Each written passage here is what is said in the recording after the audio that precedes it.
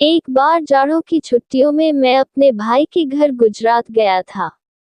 मेरे बड़े भाई वहाँ एक कंपनी में इंजीनियर है, तो भैया भाभी वहीं रहते हैं। एक दिन सुबह में भाई अपने ऑफिस चले गए और मेरी भाभी ने मुझे नाश्ता दिया और कहा, मैं नहाने जा रही हूँ, तब तक तुम नाश्ता कर लो। मैं नाश्ता करके टीवी देखने बैठ गया।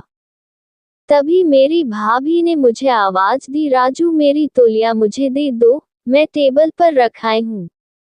मैंने तौलिया उठाए और वहां उनकी ब्रा भी रखी थी। मैं उस वक्त थोड़ा असमंजस में था, लेकिन उनके कपड़े देते समय मैं सावधान था, क्योंकि भाभी का सम्मान करना जरूरी था। हालांकि मेरे मन में कुछ बदलाव आया। मैं उनका रूप देखने लगा, मानो वह मेरे सामने खड़ी हो। उसने मुझे फिर आवाज दी और मैं बाथरूम की ओर चला गया। मैंने उन्हें तौलिया पकड़ा दी। भाभी ने फिर से दरवाजा बंद कर दिया और मैं वहीं रुक गया। मैं दरवाजे की एक दरार से अंदर देखने के लिए, मेरे मन में जिज्ञासा हुई और मैं देखने लगा। वहां कोई नहीं था, बस हम दोनों ही थे। भाभी नहा चुकी थी और अपने कपड़े बदल रही थी।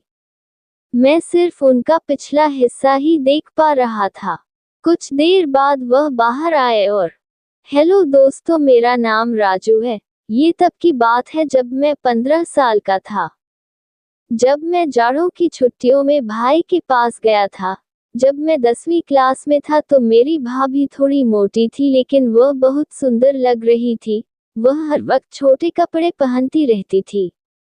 पूरे दिन घर पर सिर्फ मैं और भाभी ही होते थे, क्योंकि भाई काम पर जाता था। मैं और भाभी बचपन से ही बहुत फ्री रहते थे। भाभी मेरे बारे में सब कुछ जानती थी और वह मुझे बहुत प्यार से गले लगा लेती। हम हर दिन ऐसा करते थे, लेकिन अब मैं बड़ा हो गया था और मुझे उसकी बाहों में बहुत अच्छा महसूस होता था। जब वह मुझे गले लगाती थी तो मेरा साथी बड़ा हो जाता था। फिर मैंने तुरंत उसे गले लगा लिया और मजे लेने लगा था। कुछ दिन बीत गए। एक दिन की सुबह भाई काम पर गए थे और भाभी ने मुझे नाश्ता दिया और कहा, मैं नहा कर आती हूँ, तब तक तुम नाश्ता कर लो। मैंने नाश्ता कर लिया और टीवी देखने बैठ गया। तभी भाभी ने मुझे आवाज दी, राजू मुझे तौलिया दे दो, मैंने टेबल पर रख दी है। मैंने उनकी तौलिया उठाए और वहां उनका ब्रा भी रखा था। मैं उस वक्त थोड़ा असमंजस में था, लेकिन तौलिया देते समय मैं सावधान था, क्योंकि भाभी का सम्मान करना जरूरी था। हालांकि मेरे मन में कुछ बदलाव आया था। मैं उनका रूप देखने लगा, मानो वह मेरे सामने खड़ी हो। भाभी ने फिर दरवाजा बंद कर दिया और मैं वहीं रुक गया। मैं दरवाजे की दरार से अंदर देखने के लिए उत्सुकता से खड़ा हुआ। वहां कोई नहीं था, बस हम दोनों ही थे। भाभी नहा रही थी और अपने कपड़े बदल रही थी। मैं सिर्फ उनका पिछला हिस्सा ही देख पा रहा था। कुछ टाइम बाद वो बाहर आए और मुझसे बोली, राजू तुम भी नहा लो। मैं तुरंत वहां से निकला और नहाने लगा। अंदर भाभी की पैंटी रखी हुई थी। मैंने उसे हाथ में ले लिया और उसकी महक में खो गया। नहाने के बाद कमर पर तौलिया लपेटकर बाहर आया और बोला, भाभी मेरे कपड़े दे दो। भाभी ने मुझे कपड़े दिए और मैं जल्दी से कपड़े पहनकर तैयार होकर रसोई में चला गया। भाभी रसोई में दोपहर का खाना बना रही थी। जब मैं वहां पहुंचा तो उसने मुझे गले लगा लिया। उस वक्त मैं उसके करीब रहकर खुश था। मेरे मन में कहीं न कहीं अजीब सा होने लगा। मैंने उससे पूछा, क्या मैं कोई मदद कर सकता हूँ? उसने उत्तर दिया, नहीं, तुम यही चुपचाप बैठे रहो। फिर वह बातें करती, हंसती, खेलती, खाना बनाती। दोपहर के खाने के बाद हम बिस्तर पर चले गए।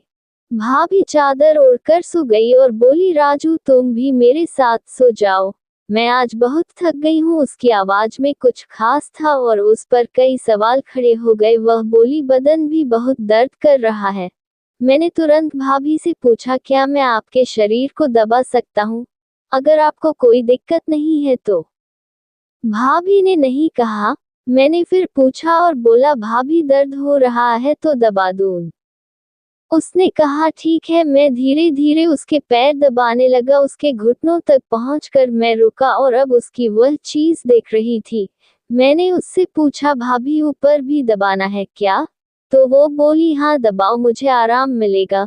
धीरे धीरे मैंने उसके कपड़े ऊपर उठाए और मैं उसका आकार देख सका। उस दृश्य को देखकर मुझे एक अलग ही अनुभव हुआ। इस पल मेरा ध्यान उस चीज पर रुक गया और मैं पूरी तरह से भ्रमित था। राजू, तुम रुको, अब मैं भी तुम्हारे पैर दबाती हूँ। तुम्हारे भी पैर दर्द कर रहे होंगे।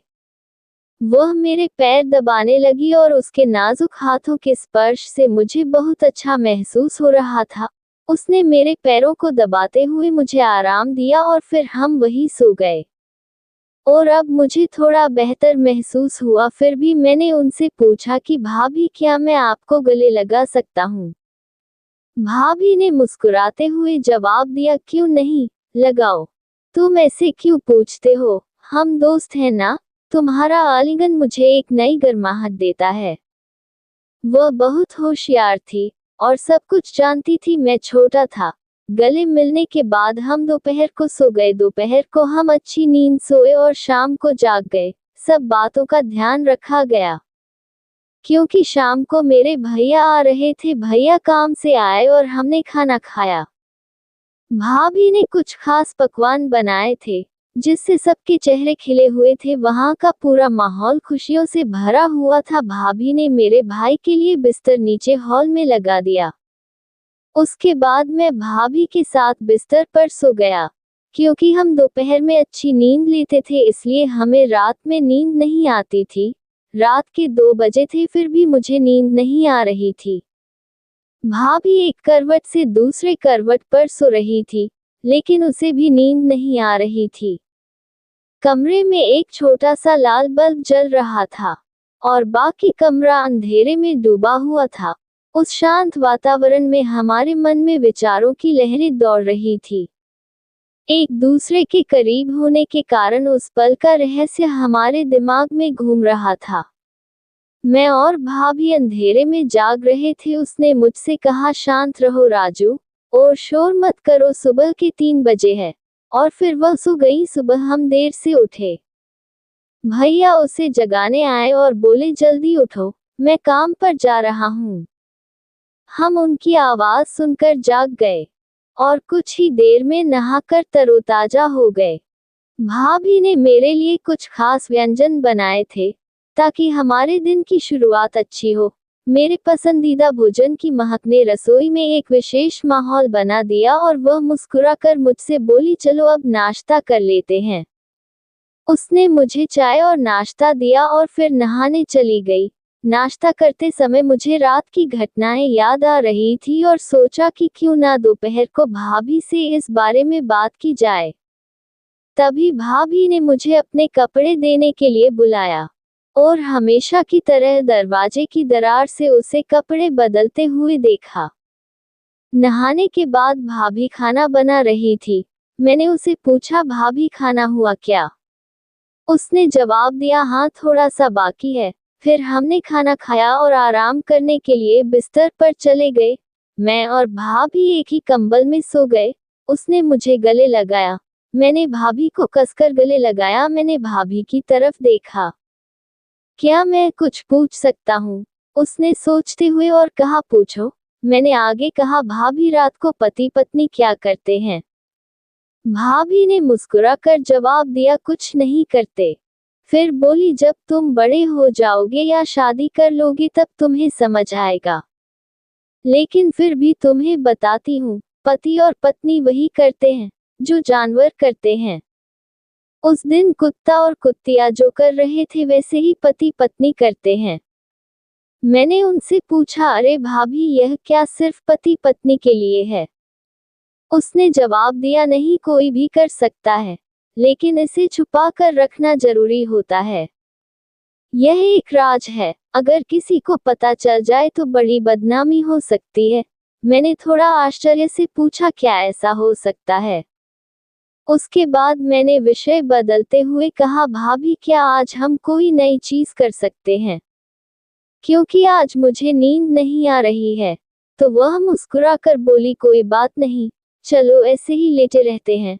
फिर हम गले मिले। मैंने उन्हें कसकर पकड़ लिया और कहा, भाभी आप भी मुझे कसकर गले लगा लो। वह तुरंत मेरी बाहों में आ गई। फिर एक अनोखा जादू हुआ। उसी पल मुझे एक अपूर्व आनंद की अनुभूति हुई। हमारे हाथ एक दूसरे के चारों ओर घूम रहे थे और बीच में उन मधुर क्षणों में हमें बहुत विशेष महसूस हुआ। हम एक दूसरे की बाहों में खो गए।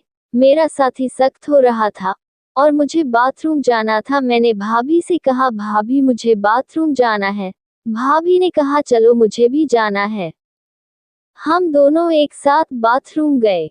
भाभी बाथरूम जाकर आए और फिर मैं अंदर चला गया और मैंने भाभी से कहा, मेरे टॉयलेट में थोड़ी जलन हो रही है। उसने कहा, क्या हुआ? मैंने कहा, जगह बहुत तंग है। वो बोली, ठीक है दिखाओ, कहाँ जलन हो रही है? मैंने तुरंत चैन नीचे कर दी। वो बोली, कहाँ जलन हो रही है? मैंने कहा, आगे हल्की सी जलन होती है। उसने कहा, अरे तुमने मिर्च खाई थी क्या? फिर वह एक क्रीम लेकर आए और बोली, इसे लगाओ। मैंने कहा, तुम लगाओ, मुझे बहुत जलन हो रही है। वह मुस्कुराई और बोली, ठीक है, अच्छे से सो जाओ, फिर जलन नहीं होगी। उसकी आवाज में एक मिठास थी जो मुझे शांत कर रही थी। फिर मैंने कंबल लिया और मुझसे पूछा, राजू क्या तुम्हारा दर्द बंद हो गया? मैंने कहा, हाँ। फिर वह बोली, मुझे वापस दिखाओ। मैं सीधे बिस्तर पर गया। उनसे पूछा, क्या आप देखने के लिए तैयार है?